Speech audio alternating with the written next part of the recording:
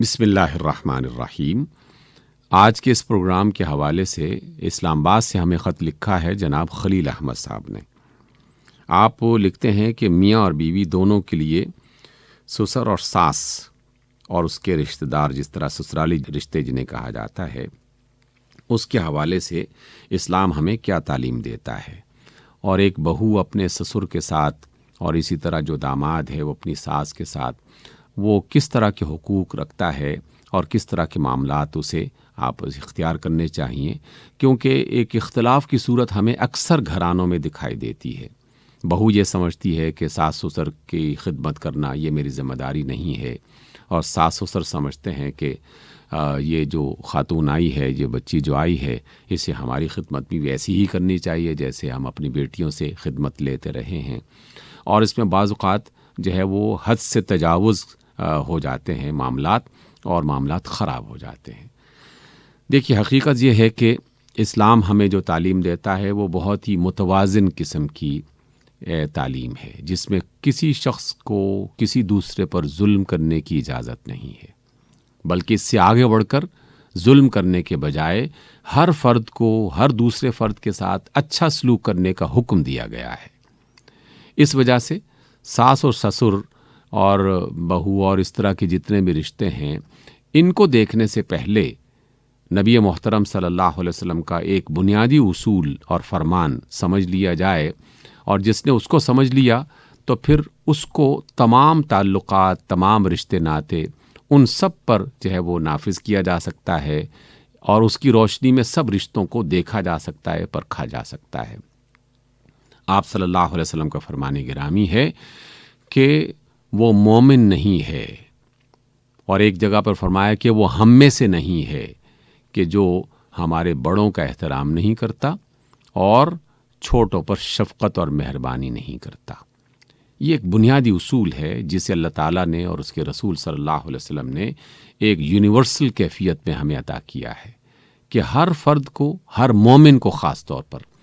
ہر بڑے آدمی کا احترام کرنا ہے، جو عمر میں اس سے بڑا ہے، رتبے میں اس سے بڑا ہے، رشتے میں اس سے بڑا ہے، اس کا احترام کرنا ہے، اور ہر چھوٹے سے شفقت کرنی ہے، اچھا برتاؤ کرنا ہے، اس کے ساتھ مہربانی کرنی ہے۔ اس اصول کو جس شخص نے پہچان لیا تو یقیناً یہ اصول بہو کے لیے بھی ہے، داماد کے لیے بھی ہے، بیٹے کے لیے بھی ہے، بیٹی کے لیے بھی ہے، ماں باپ کے لیے بھی ہے، ساس اور سسر کے لیے بھی ہے، نند اور بھاوج کے لیے بھی ہے، اور پھر جہاں جہاں جو جو رشتہ بن رہا ہے سب کے لیے ایک ہی اصول ہے کہ جو بڑا ہے اس کی عزت کی جائے، اس کا احترام کیا جائے، اور جو چھوٹا ہے اس کے ساتھ شفقت کی جائے، مہربانی کی جائے۔ اس لیے یہ تو ہے بنیادی اصول جو سب کے لیے یکساں استعمال ہوتے رہنا چاہیے۔ لیکن اس کے بعد پھر ایک دوسرا اصول ہمیں اللہ اور اس کے رسول صلی اللہ علیہ وسلم نے عطا کیا کہ جہاں تمام انسانوں کے ساتھ اچھا سلوک کرنے کے لیے تمہیں یہ طریقہ بتایا گیا ہے، وہاں ایک اور بات بھی سمجھ لو کہ جو قرابت داری ہے، قرابت داری کے بارے میں خصوصی اہتمام کرو، کیونکہ اس کے بارے میں اللہ تعالیٰ باقاعدہ سوال کریں گے اور اس کے بارے میں پوچھا جائے گا۔ گویا کہ اب یہ دائرہ نسبتاً تنگ ہوا اور اس میں خصوصی اہتمام کرنا ہے۔ ایک ہے تمام انسانوں کے لیے، لیکن جو قرابت داری کے رشتے میں پروئے جانے والے افراد ہیں، چاہے اس کا کوئی بھی نام ہو، تو ان کے بارے میں خصوصی اہتمام کرنا چاہیے، کیونکہ قیامت کے روز اس کے بارے میں سوال کیا جائے گا۔ یہ سوال کیا جائے گا کہ تم نے اپنے والدین کے ساتھ کیا سلوک کیا، والدین کے رشتہ داروں کے ساتھ کیا سلوک کیا، اپنے بہن بھائیوں کے ساتھ کیا سلوک کیا، اپنے بہن بھائیوں کے مزید جو شادی ہوئے اور ان کے جو رشتہ دار بنے، جن کی بنا پر تمہاری ایک قرابت جو ہے وہ شروع ہوئی، تو ان کے ساتھ تم نے کیا سلوک کیا۔ تو قرابت داروں کے بارے میں خصوصی توجہ کرنا اور اس کا خیال رکھنا یہ ضروری ہو جاتا ہے۔ پھر اس میں یہ دائرہ مزید تنگ ہوتا ہے، والدین کی ذمہ داری بڑھ جاتی ہے، بچوں کی ذمہ داری بڑھ جاتی ہے، خاوند کی اور بیوی کی جو دونوں کا ایک تعلق اللہ تعالیٰ نے حلال طریقے سے قائم کرنے کا حکم دیا اور اس میں برکت دی، تو اس کی ذمہ داری بڑھ جاتی ہے۔ ان بنیادوں کو سمجھتے ہوئے جو شخص بھی اپنے معاملات کو سدھارنے کی کوشش کرے گا، اس کے معاملات سدھر جائیں گے۔ ایک آسان سا اصول ہے کہ میں جو کروں گا مجھے لازماً اس کا رد عمل قبول کرنا ہوگا۔ اس بنا پر اگر میری بیٹی بیاہ کر کسی دوسرے گھر میں جا رہی ہے اور میں یہ توقع کرتا ہوں کہ وہاں میری بیٹی کے ساتھ اچھا سلوک ہو، تو اگر کسی کی بیٹی بیاہ کر میرے گھر میں آئی ہے بہو کی صورت میں، تو پھر مجھے اس کے ساتھ بھی اچھا سلوک کرنا چاہیے۔ یعنی میں اپنی بیٹی کے لیے جو چاہتا ہوں، یقیناً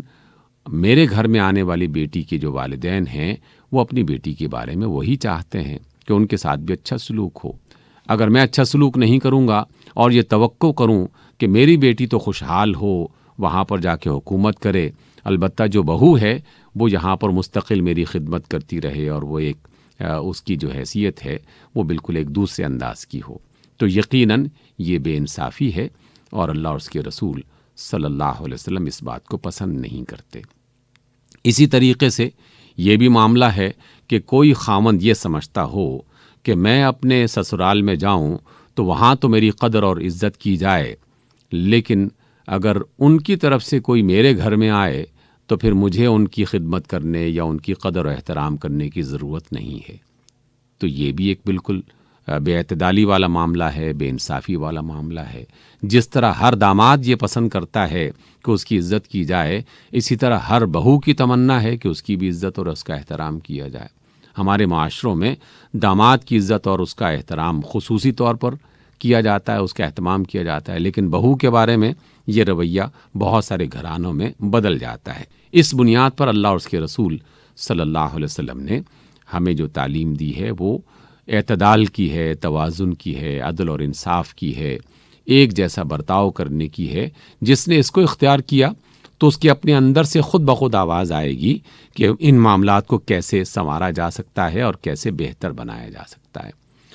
ایک بزرگ نے بہت اچھی بات کہی کہ ممکن ہے یہ بات کسی نہ کسی طریقے سے کہہ دی جائے کہ بہو جو ہے وہ اس بات کی مکلف نہیں ہے کہ وہ اپنے ساس اور اپنے سسر کی خدمت کرے، لیکن کیا اللہ اور اس کے رسول صلی اللہ علیہ وسلم کی یہ تعلیم نہیں ہے کہ اس گھر میں جو بزرگ ہوں، معاشرے میں جو بزرگ ہوں، تو ان کی عزت اور احترام کیا جائے؟ یہ تو کم از کم ایک بنیادی اصول ہے۔ اسی طریقے سے ان بزرگوں کے لیے جو ساس اور سسر کی شکل میں کسی رشتے میں موجود ہیں، ان کو بھی تو یہ حکم دیا گیا ہے کہ وہ بھی اپنے چھوٹوں پر شفقت اور مہربانی کریں، اس لیے انہیں بھی چاہیے کہ وہ اپنی بہو کے ساتھ اچھا سلوک کریں۔ جس شخص نے بھی، جس گھرانے نے بھی ان اصولوں کو اپنایا، انہیں اس طرح کی مشکلات کا سامنا نہیں کرنا پڑتا، لیکن جو لوگ شیطان کے بہکاوے میں آ کر ان اچھے اور بنیادی اصولوں کو نظر انداز کر دیتے ہیں، پھر لازماً وہ خود بھی مشکل میں رہتے ہیں اور دوسروں کے لیے بھی مشکل بنے رہتے ہیں۔ اس لیے اللہ تعالیٰ سے ہمیں دعا بھی کرنی چاہیے اور خود کام بھی کرنا چاہیے کہ ہم اگر خود دوسروں کے ساتھ اچھا سلوک کریں گے، بڑے ہیں تو چھوٹوں پر مہربانی کریں، چھوٹے ہیں تو بڑوں کا احترام اور عزت کریں، تو یقیناً اس کے نتیجے میں اللہ تعالیٰ ہمارے ساتھ بھی بہتر زندگی بسر کرنے کے مواقع میسر کرتا رہے گا اور ہم اپنی زندگی ایک اچھے انداز میں گزار سکیں گے۔ اللہ تعالیٰ ہم سب کو اس بات کی توفیق عطا فرمائے، آمین۔